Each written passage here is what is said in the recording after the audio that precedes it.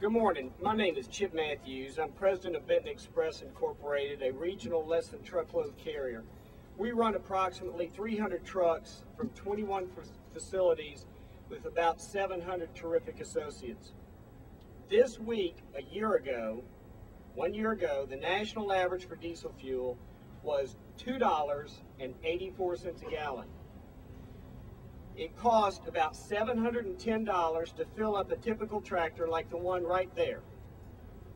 This week, the average price for diesel fuel is $4.72 a gallon, costing the same truck about $1,180 to fill it up. That's an increase of $470 per fill up, or an increase of 66%. Last year, our company spent $8.5 million for fuel. This year, we are projected to spend $14.2 million, or a difference of $5.7 million. We can't absorb that. We can't absorb a chunk of it. We can't absorb any part of that.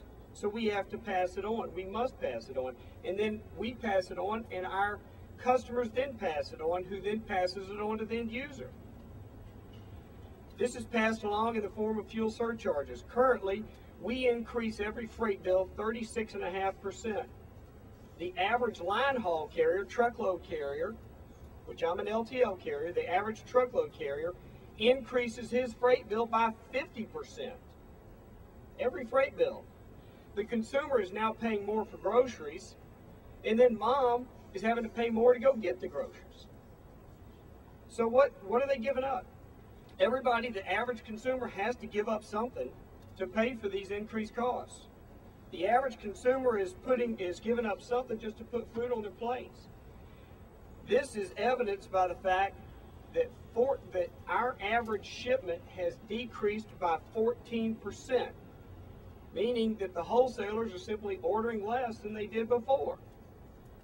Part of this evidence also is the fact that the largest number of trucking failures in U.S. history occurred in June of 2008 with 930 trucking companies.